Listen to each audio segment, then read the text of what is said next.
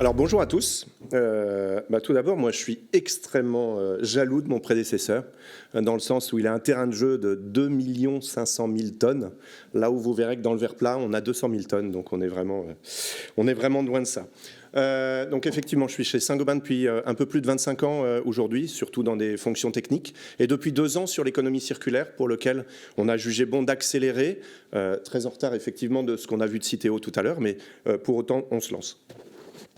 Alors, qu'est-ce qu'on peut en dire? Trois points. Le premier, quels sont les enjeux pour le verre plat sur le territoire national aujourd'hui? Les enjeux sur le verre plat, c'est la boucle fermée. Et pourquoi la boucle fermée? Pour 2 objectifs. Il n'y en a pas 36, il y en a 2 principaux, et sans ordre finalement. L'un étant celui de la préservation des ressources naturelles.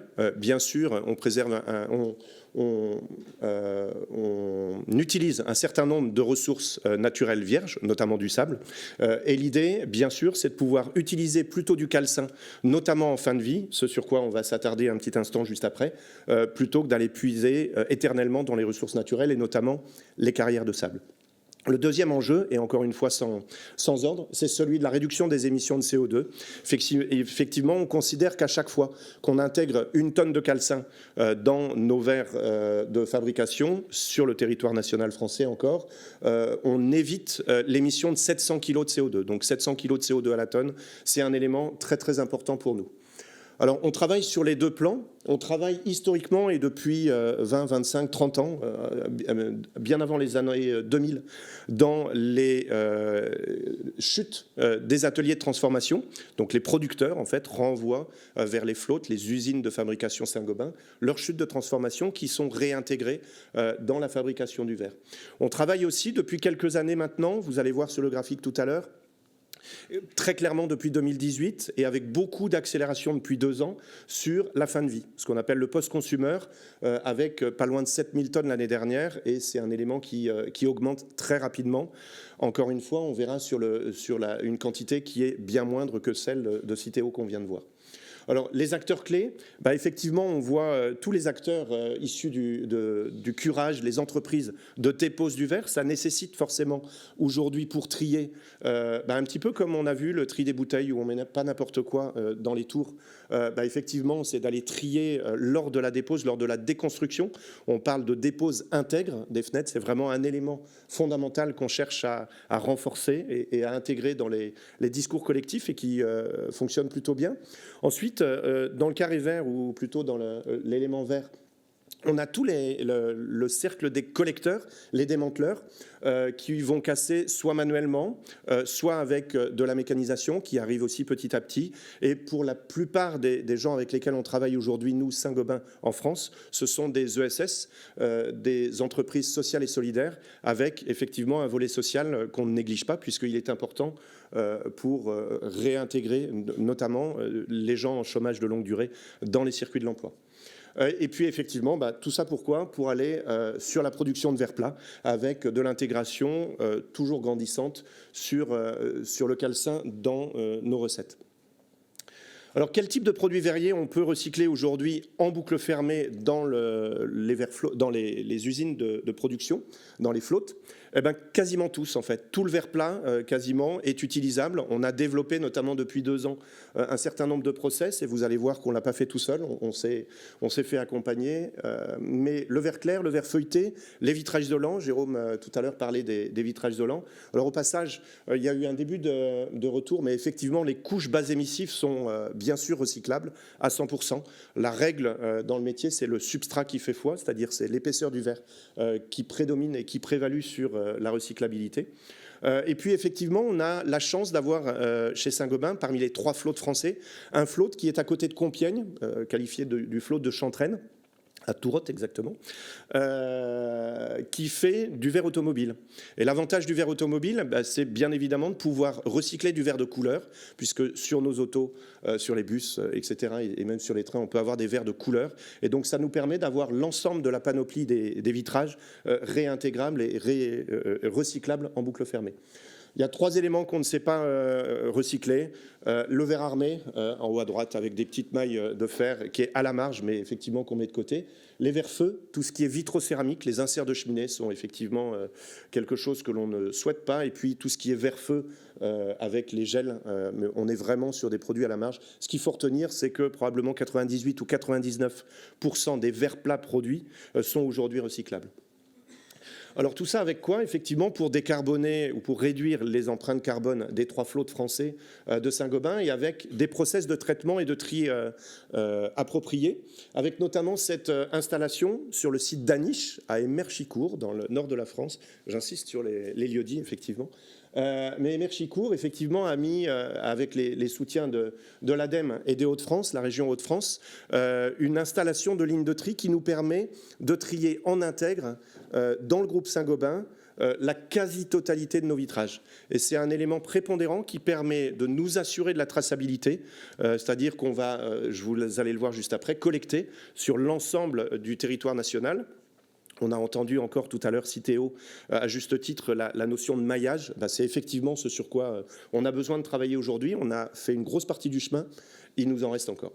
En tous les cas, merci aux partenaires parce que c'est la solution qui nous permet de connaître parfaitement les taux de recyclage et de maîtriser nos matières à l'intérieur de nos fours verriers. Alors le deuxième gros volet, c'est celui du maillage, effectivement, c'est-à-dire que les artisans, lorsqu'ils changent les fenêtres chez vous, chez moi, chez nous, ils vont aller déposer, aujourd'hui plus intègre qu'auparavant, on ne va pas jeter dans une benne de DIB, mais qu'est-ce qu'on en fait? Et là, la notion de maillage intervient, puisqu'il faut proposer les solutions au plus proche des artisans, de façon à leur faciliter la tâche et leur donner envie de recycler, plutôt que d'aller au DIB. Alors, nous, dans le groupe Saint-Gobain, on a travaillé avec une 50aine de partenaires. Sur ces 50 partenaires aujourd'hui, que l'on qualifie que l'on nomme qualifiés, partenaires qualifiés, vous avez environ 40 ESS et puis une dizaine de partenaires qui sont des professionnels du déchet. On travaille avec eux sur la sécurité, bien sûr, parce que le verre, ça ne s'improvise pas. Donc, selon le cas, il faut accompagner les gens, les EPI, les bons gestes. Et puis, on travaille, bien sûr, et surtout sur la qualité. Comment faire pour que les matières soient triées convenablement avec les catégories dont je vous ai parlé tout à l'heure, le verre clair, le verre feuilleté, etc. Avec éventuellement des verres mélangés qui peuvent passer par nos lignes de tri, notamment celles d'Emerchicourt, dans le nord de la France, ou qui peuvent être réintégrés directement lorsque la qualité est compatible. C'est ce qu'il faut en retenir.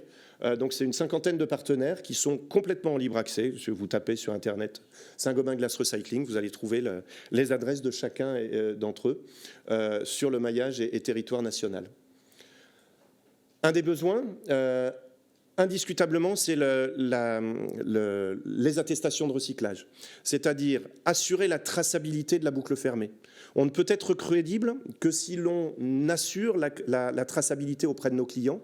Nos clients, que ce soit des majors, que ce soit des groupes intermédiaires, des ETI, ont besoin d'avoir des données fiables pour pouvoir l'intégrer dans tous leurs calculs, pour pouvoir l'intégrer dans leur discours commercial. Et la traçabilité est un des éléments phares avec celui de la logistique et du maillage dont je vous ai parlé juste avant.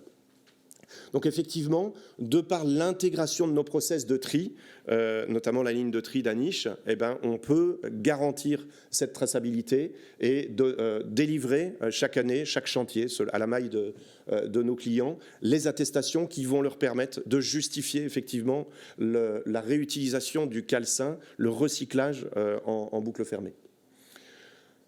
Alors, quelques projets. Effectivement, aujourd'hui, on a notamment la Fontaine Bertin, sur lequel on trouve pas mal d'éléments sur Internet, avec un très beau film réalisé par un de nos partenaires Séquence, avec du recyclage en boucle fermée.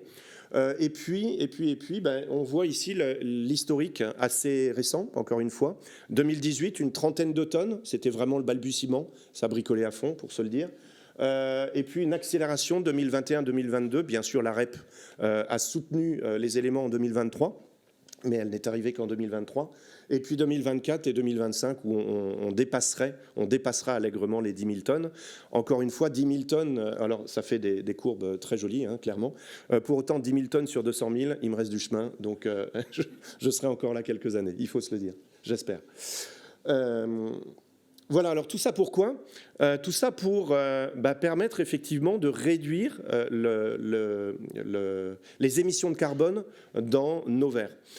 Saint-Gobain, bien sûr, en parallèle de la notion de recyclage, de la notion de retour du calcin vers les flottes, a sorti, il y a maintenant quelques mois, une gamme de verres bas carbone, donc contenant à minima 64% de calcin. 2 tiers, moi je retiens en gros, si on le fait simple, si on veut s'attarder un petit moment, 1 tiers, 2 tiers, 3 tiers, on va caricaturer. 1 tiers de calcin aujourd'hui dans les productions standards. Alors il y a un peu d'interne, un peu d'externe, donc les puristes me pardonneront. 2 tiers c'est Orae, 64% minimum, c'est à peu près la notion à retenir. Et puis 3 tiers c'est quoi ? C'est 1, merci. 3 tiers, c'est surtout la possibilité de calcin qu'on peut mettre dans notre verre en production aujourd'hui. C'est-à-dire qu'en 2022, encore une fois, l'usine d'Aniche, Emerchicourt, a produit pendant plus de 4 jours, il y a énormément de données sur Internet, pendant plus de 4 jours, du verre avec 100% de calcin. Donc 0 matière première vierge prélevée. Pendant 4 jours, on n'est plus sur du POC, on n'est plus sur du concept, on est effectivement sur l'usine d'Aniche actuellement. On n'est pas sur du développement horizon 2030-2050, on est vraiment dans la vraie vie, donc ça c'est plutôt encourageant. D'où les grandes notions, 1 tiers, 2 tiers, 3 tiers si on n'est pas trop puriste. Alors le verre bas carbone, c'est effectivement un verre qui réduit d'environ 30% l'empreinte carbone, 64% de matière recyclée, je vous l'ai dit, et puis effectivement c'est un des leitmotifs et des souhaits, des combats gagnés sur lesquels Saint-Gobain travaillait et par la R&D et par les usines opérationnelles depuis quelques années, qui s'est réalisé, je ne sais plus si c'est en septembre ou en octobre 2022 de mémoire. Quelques projets. Aujourd'hui, Orae, c'est une gamme qui existe. Donc là encore, on est dans la vraie vie. Vous avez un certain nombre, vous avez ici 7 projets, un petit peu partout, alors beaucoup en région parisienne, mais pas que. Vous avez la polyclinique de Caen, par exemple, qui m'est chère. Et effectivement, on voit que ce bas carbone commence à être utilisé en France. Et je ne l'ai pas dit, parce que c'est peut-être par là qu'on aurait dû commencer, sans concession sur la qualité. J'entendais tous les très bonnes questions tout à l'heure sur le recyclage du verre creux. Est-ce qu'on peut avoir des dégradations de qualité, etc. J'entends. Sur le verre plat, c'est pas possible en fait. On peut pas avoir, en tous les cas, c'est pas dans les notions que l'on a vous et moi en termes d'utilisation. On peut pas avoir sur notre véranda une grosse bulle sous prétexte que c'est du verre plat. Je fais souvent l'analogie avec le papier recyclé. Le papier recyclé, il peut être un peu jauni, en tous les cas dans ma jeunesse il l'était, ça n'empêchait pas la fonction d'écrire, on n'avait pas de souci. Aujourd'hui, sur la véranda, s'il y a une grosse bulle, c'est vrai que ça va être beaucoup moins sympa. Le marché n'est pas du tout attentif à ça, donc c'est sans concession sur la qualité, c'est toujours le point sur lequel on insiste. Voilà, donc un projet, Bouygues, par exemple, qui commence à utiliser de plus en plus le bas carbone, ce qu'on appelle le bas carbone. Et puis, encore une fois, on a besoin d'attestation, puisque tout ça n'est utilisé, et n'aura de pérennité que si on conserve la crédibilité de l'ensemble de la boucle, et bien évidemment de nos clients. Voilà, je crois que j'ai fait le tour, et je vous engage à nous suivre. Merci. Je voudrais qu'on sorte un petit peu des fenêtres, parce que si je ne me trompe, le verre plat est aussi utilisé dans le photovoltaïque. Alors oui, tout à fait, Aurélie. Effectivement, merci de la question. Juste avant le photovoltaïque, il y a aussi ce qu'on appelle la mobilité, le matériel roulant. J'en ai pas parlé, effectivement, la passion, c'est plutôt le bâtiment. C'est historique, mais on travaille aussi sur le matériel roulant, les voitures, donc toutes les latérales, les pare-brises, les lunettes chauffantes, les trains. Clément Briquet, ici présent, il travaille beaucoup. Et puis les bus, enfin tout ce qui roule. Voilà, un petit peu les avions, mais là, pour le coup, d'abord, ça roule pas. Et puis en plus, ce sont des verres un petit peu spécifiques. Je reviens à la question, le photovoltaïque. Alors, le photovoltaïque, ça fait rêver. Parce que je pourrais presque me hisser au niveau de Cité Haute tout à l'heure. C'est mon Graal, hein, vous l'avez compris, depuis 1 heure. Clairement, on entend des chiffres qui ne sont pas faciles à collecter. Photovoltaïque, on entend 1 700 000 tonnes à l'horizon 2030 au niveau européen. Je ne suis plus au niveau français, donc attention, je commence comparer des chiffres non comparables. Deux choses. La première chose, c'est que globalement, ils sont plutôt recyclables, moyennant un certain nombre de précautions. Alors la preuve en est, c'est que sur le site du Sud, à côté de Lyon, à Salès-sur-Sanne, on a effectivement réintroduit l'année dernière plus de 100 tonnes de calcin photovoltaïque. Alors 100 tonnes, c'est beaucoup et c'est peu. C'est peu à l'échelle d'un float qui, pour mémoire, crache aux alentours de 600 tonnes par jour, donc ça reste quand même l'épaisseur du papier à cigarette, mais pour autant, ça suffit pour montrer que c'est possible, que ça ne dégrade pas la qualité du verre, que ça ne dégrade pas la chimie. Ça nécessite quand même pas mal d'accompagnement R&D, avec notamment des panneaux photovoltaïques qui viennent en partie, voire même en grosse partie de Chine ou d'Asie, si on n'est pas trop précis. Et donc on a besoin d'accompagnement particulier pour la chimie du verre, mais ce que l'on s'aperçoit aujourd'hui, c'est que c'est compatible, que globalement, comme je le disais tout à l'heure, la quasi-totalité des éléments sont compatibles. On l'a fait dans le Sud.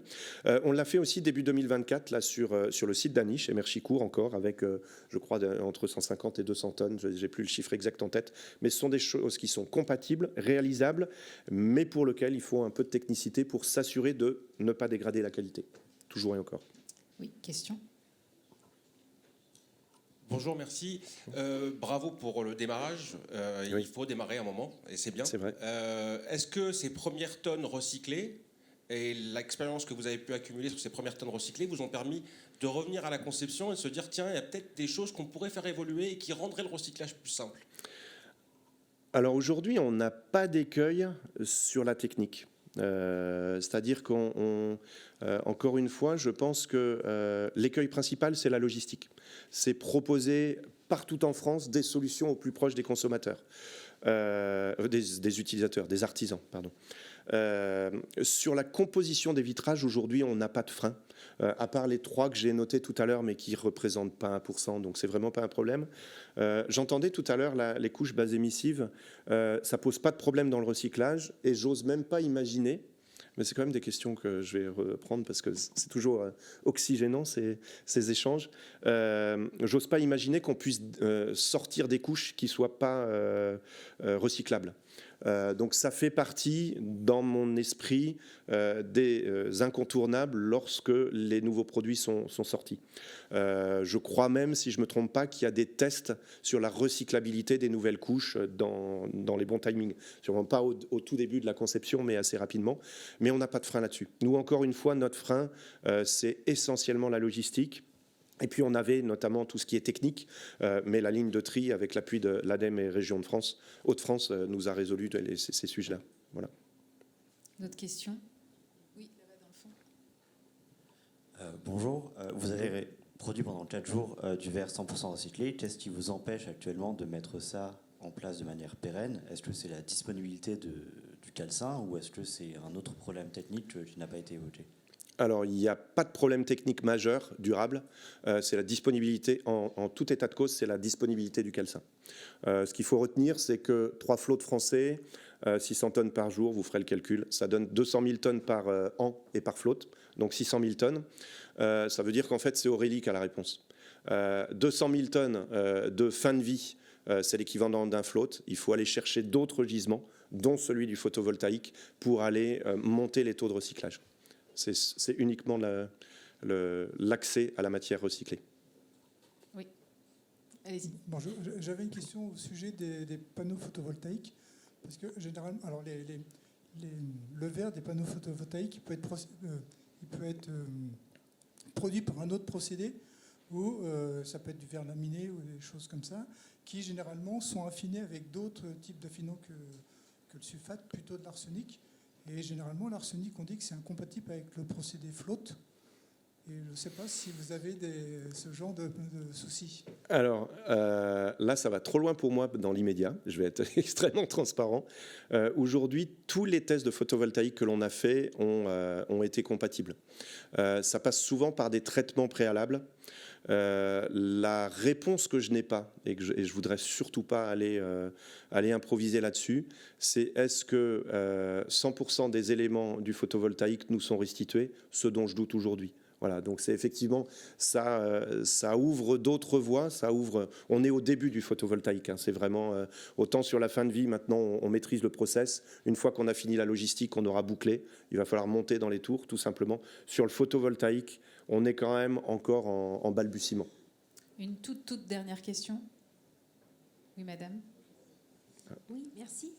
Je voulais savoir les 3 verres que vous avez cités qui ne sont pas encore actuellement en capacité de recyclage, Oui. le verre armé, le verre anti-feu, les vitres céramiques. Tout à fait. C'est un frein logistique ou bien technique ou technologique? Alors là, en fait, c'est un frein, ce sont des freins différents, c'est souvent technique.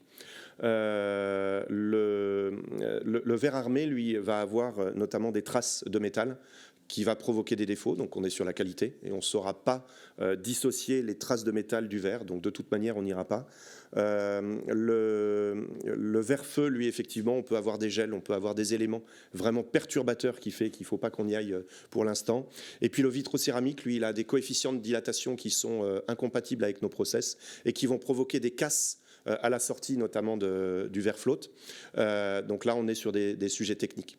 Voilà. Alors après, c'est toujours la même chose, c'est que sur certains types de vitrages, moyennant des centaines ou des millions de €, peut-être qu'on trouvera des solutions, pas sur le vitrocéramique, mais sur les autres probablement.